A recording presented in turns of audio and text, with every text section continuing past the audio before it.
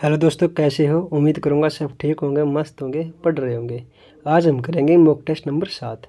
ये 7वां mock test रहेगा जिसमें 25 क्वेश्चन रहेंगे। कितने क्वेश्चन आपने ठीक किए, कितने क्वेश्चन गलत किए, आपने कमेंट बॉक्स में ज़रूर बताना और अपना रिव्यू ज़रूर देना, क्लास कैसी लगी। चलिए शुरू करते हैं।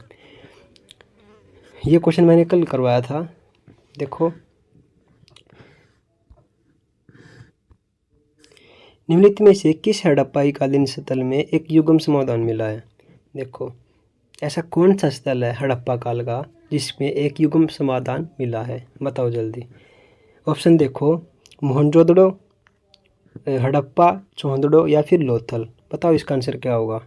दोस्तों, इसका आंसर हो जाएगा लोथल। लोथल से में क्या मिला है? युगम समाधान मिला है। और इससे अलग क्वेश्चन देखो, जो मोहनजोदड़ो है उसका अर्थ क्या होता है? मृतकों का टीला होता है। और जो हड़प्पा स्थल है वो किस नदी किनारे स्थित है? ये रावी नदी किनारे स्थित है। और हड़प्पा कहाँ पर पड़ता है? पाकिस्तान में पड़ता है। कहाँ पर पड़ता है? पाकिस्तान में। अगला क्वेश्चन देखो, सिंधु घाटी 4 बड़ी प्राचीन शहरों से बहता हुआ गया था। इनमें से कौन सा इसमें से एक नहीं है? देखो, सिंधु घाटी 4 बड़ी प्राचीन शहरों से बहता हुआ गया था। ठीक है, कितनी? 4 बड़ी प्राचीन शहरों का। इनमें से ऐसा कौन सा जो है, ऐसा कौन सा जो जगह है जिसमें नहीं था, ये बताना है। दोस्तों, क्या होगा इसका आंसर? ऑप्शन देखो एक बार, मिस्र, दक्षिणी एशिया, रूस, मेसोपोटामिया। बताओ इसका आंसर क्या होगा? दोस्तों, इसका आंसर हो जाएगा रूस। रूस क्या था? रूस इनमें से नहीं था, ऐसे प्राचीन शहरों में से नहीं था। ठीक है, अगला क्वेश्चन है,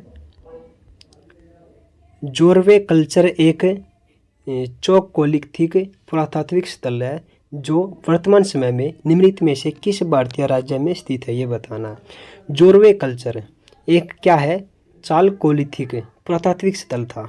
ठीक है, जो वर्तमान समय में, अब के समय में इनमें से किस भारतीय राज्य में स्थित है? ये बताना है। बताओ जल्दी इसका आंसर क्या होगा? दोस्तों, इसका आंसर हो जाएगा महाराष्ट्र। कहाँ पर? महाराष्ट्र में स्थित था। जो ऐसा कल्चर है वो किस राज्य में स्थित है? महाराष्ट्र में स्थित है। अगला क्वेश्चन है, निम्नलिखित में से सिंधु घाटी सभ्यता का एक बंदरगाह शहर कौन सा है? देखो, सिंधु घाटी सभ्यता का ऐसा कौन सा शहर है जो इसमें से बंदरगाह की तरह है? बताओ जल्दी इसका आंसर क्या होगा? दोस्तों, इसका आंसर हो जाएगा लोथल। सिंधु घाटी सभ्यता का ऐसा स्थल जो है लोथल है, इसमें एक बंदरगाह शहर है। कौन सा? एक बंदरगाह शहर है। ठीक है, लोथल। इसका आंसर हो जाएगा लोथल। अगला क्वेश्चन है, बुर्ज होम नौ पाषाणिक स्थल डैश में स्थित है? किस में स्थित है? बताओ जल्दी। ऑप्शन देखो, कर्नाटक, गोवा, मिजोरम या फिर जम्मू कश्मीर। बताओ इसका आंसर क्या होगा? दोस्तों, इसका आंसर हो जाएगा जम्मू कश्मीर। बुर्ज होम नौ पाषाणिक स्थल कहाँ पर स्थित है? जम्मू कश्मीर में। कहाँ पर स्थित है? जम्मू कश्मीर में। अगला क्वेश्चन है, निम्नलिखित में से किस हड़प्पा स्थल में जुताई वाले क्षेत्र साक्ष्य मिले हैं? हड़प्पा कालीन स्थल ऐसा कौन सा है जिसमें जुताई वाले क्षेत्र के साक्ष्य मिलते हैं? बताओ जल्दी। ऑप्शन देखो, मोहनजोदड़ो, चौंदड़ो, कालीबंगा या फिर हड़प्पा।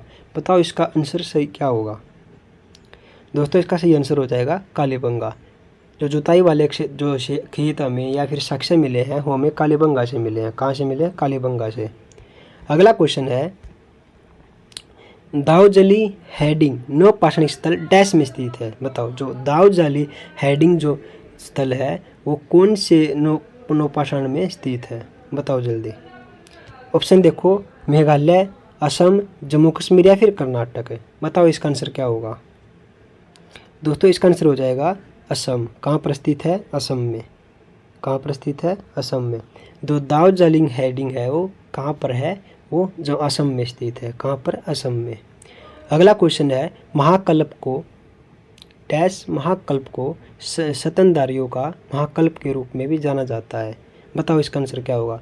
पराजीवी या पैलिजोइक या फिर नूतनजीवी या नवजीवी या फिर मध्यजीवी। बताओ इसका आंसर क्या होगा? दोस्तों, इसका आंसर हो जाएगा नूतनजीवी। जो नूतनजीवी है, सोनोजोइक है, वो इसका राइट आंसर होगा। जो नूतन जीवी है वो महाकल्प को स्तनधारियों का महाकल्प के रूप में भी जाना जाता है।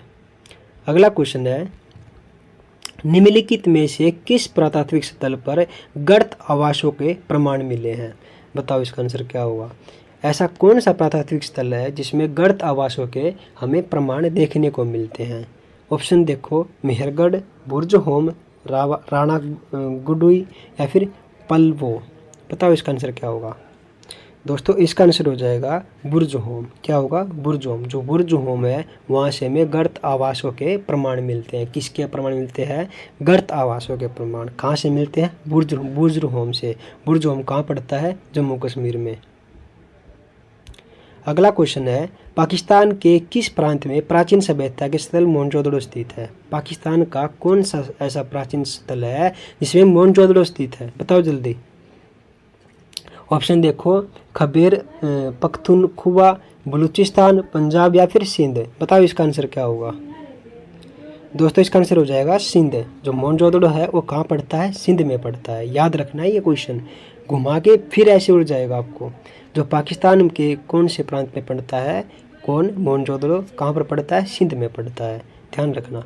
अगला क्वेश्चन है, भारत में वैदिक सभ्यता डैश नदी किनारे विकसित हुई? भारत में जो वैदिक सभ्यता थी वो कौन सी नदी किनारे विकसित हुई ये बताना है। ऑप्शन देखो, नर्मदा, ताप्ती, सरस्वती या फिर गोदावरी। बताओ इसका आंसर क्या होगा? दोस्तों इसका आंसर हो जाएगा सरस्वती। जो वैदिक सभ्यता थी भारत में वो सरस्वती नदी के किनारे विकसित हुई। किस नदी के किनारे? सरस्वती नदी के किनारे। अगला क्वेश्चन है, वेदांगों के संदर्भ में इनमें से कौन सा शब्द अनुष्ठान को दर्शाता है? देखो, अनुष्ठान को दर्शाने वाले शब्द को ढूंढना हमें। छंद, व्याकरण या फिर कल्प या फिर शिक्षा। बताओ इसका आंसर क्या होगा? अनुष्ठान का संबंध बताना है कि कौन से शब्द से है। ठीक है, बताओ इसका आंसर क्या होगा? दोस्तों इसका आंसर हो जाएगा कल्प। जो अनुष्ठान किसको दर्शाता है? कल्प को दर्शाता है। किसको दर्शाता है? कल्प को। ठीक है, अगला क्वेश्चन है, निम्नलिखित में से किस नदी को वैदिक काल में पुरुषणी नदी के नाम से भी जाना जाता है? ऐसी कौन सी, मतलब ये क्वेश्चन देखो घुमा दिया थोड़ा सा, बस ये बताना है कि कौन से उसमें स्थित है। देखो क्वेश्चन को पढ़ो, निम्नलिखित में से किस नदी को वैदिक काल में पुरुषणी नदी का नाम जाना जाता है? ये भी पूछ लेता। ये अगर क्वेश्चन सिंपल आता तो ये आता है पुरुषणी नदी का नाम बताओ। ठीक है, वैदिक काल में पुरुषणी नदी का क्या नाम था ये बताना, ये पूछ देता। आप देखो कैसे पूछा है, निम्नलिखित में से किस नदी को वैदिक काल में पुरुषणी नदी के नाम से जाना जाता था? वर्तमान में क्या नाम है और वैदिक काल में उसका क्या नाम था नदी का, ये भी पूछ लेता। ठीक है, तो इसका राइट आंसर क्या होगा? इसका आंसर होगा रावी। पुरुषणी नदी कौन सी है? रावी है जो पुरुषणी नदी के नाम से जाना जाता था। अगला क्वेश्चन है, निम्नलिखित में से कौन सा स्थल राजस्थान राज्य में एक परिपक्व चरण हड़प्पा स्थल है? ये बताना। इनमें से कौन सा राजस्थान का ऐसा कौन सा, इनमें से कौन सा जो ऑप्शन दे रखे हैं इनमें से कौन सा स्थल है जो राजस्थान में है और एक परिपक्व चरण हड़प्पा स्थल है? ये बताना। बताओ जल्दी। ऑप्शन देखो, मंदा, चौहदड़ो, कालीबंगा या फिर नागेश्वर। बताओ इसका आंसर क्या होगा? दोस्तों इसका आंसर हो जाएगा कालीबंगा। कालीबंगा से हमें क्या प्राप्त हुए थे? हमें ये सोने की ये चूड़ियाँ वगैरह हमें कहीं यहीं से प्राप्त हुई थी। ठीक है, कालीबंगा से, और मटके जिनके ऊपर चित्र बनाए गए थे शाही के। ठीक है, तो इसका आंसर क्या होगा? कालीबंगा। कालीबंगा कहाँ पड़ता है? राजस्थान में पड़ता है। अगला क्वेश्चन है, ऋग्वेद को पुस्तकों या फिर मंडलों में विभाजित किया गया है? कितने में किया गया है बताना है। ऋग्वेद की जो पुस्तकें हैं और मंडल हैं उनको विभाजित किया गया है, कितने भागों में विभाजित किया गया है ये बताना है। बताओ जल्दी। ऑप्शन देखो, 34, 10, 8 या फिर 12। बताओ इसका आंसर क्या होगा? दोस्तों इसका आंसर हो जाएगा 10 मंडल। 10 मंडल पुस्तकों में बांटा गया है। किसको? ऋग्वेद को। ध्यान रखना है, क्वेश्चन उड़ जाएगा। ऋग्वेद को 10 भागों में या फिर 10 मंडल में या 10 पुस्तकों में बांटा गया है। ठीक है, अगला क्वेश्चन है, निम्नलिखित में से कौन सी विशेषता बौद्ध धर्म को जैन धर्म से पृथक करती है? देखो क्वेश्चन को समझो, ऐसी कौन सी विशेषता है जो बौद्ध धर्म को और जैन धर्म को अलग अलग करती है? ठीक है, ऐसी कौन सी जो विशेषता ये बताना है। ऑप्शन देखो, जीवित प्राणियों के प्रति अहिंसा, आचरण और आत्मनिर्वाण के शरण स्वरूप, सद कार्यों का में विश्वास करना, वेदों की सत्ता की अस्वीकृति। बताओ इसका आंसर क्या होगा। दोस्तों इसका राइट आंसर हो जाएगा आचरण और आत्मनिर्वाण का चरम स्वरूप। ये जो विशेषता है ये बौद्ध धर्म को और जैन धर्म को अलग अलग करती है। ठीक है, आचरण और आत्मनिर्वाण की चरम स्वरूप है। अगला क्वेश्चन है सूत कोटड़ा पुरातात्विक स्थल किस राज्य में स्थित है। जो सूत कोटड़ा पुरातात्विक स्थल है वो किस राज्य में स्थित है ये बताना है। सूत कोटड़ा कहाँ पड़ता है ये बताना है। दोस्तों इसका राइट आंसर हो जाएगा गुजरात में। कहाँ पड़ता है, गुजरात में। जो सूत कोटड़ा पुरातात्विक स्थल है कहाँ पड़ता है, गुजरात में पड़ता है। कहाँ पड़ता है, गुजरात में। ध्यान रखना है क्वेश्चन ये।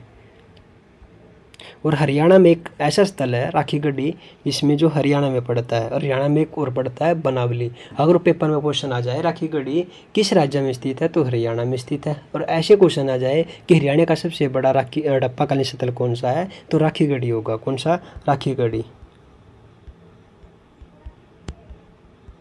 ठीक है, अब देखो राजस्थान ऊपर पढ़ा था क्वेश्चन वो भी रिपीट करो एक बार। राजस्थान में क्या कौन सा स्थल है, कालीबंगा। कालीबंगा से क्या प्राप्त हुए थे, चूड़ियाँ और जो मटके थे जो जिन पे शाही के चित्र बनाए गए थे हमें वो भी मिले थे।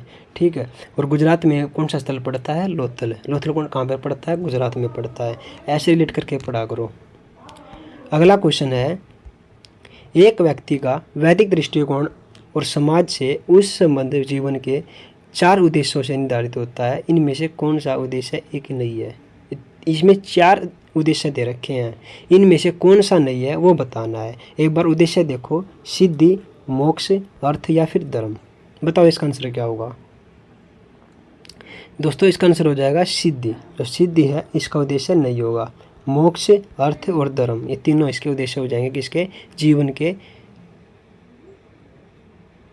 उद्देश्य, वैदिक दृष्टिकोण और समाज में उनके संबंध को दर्शाने के लिए।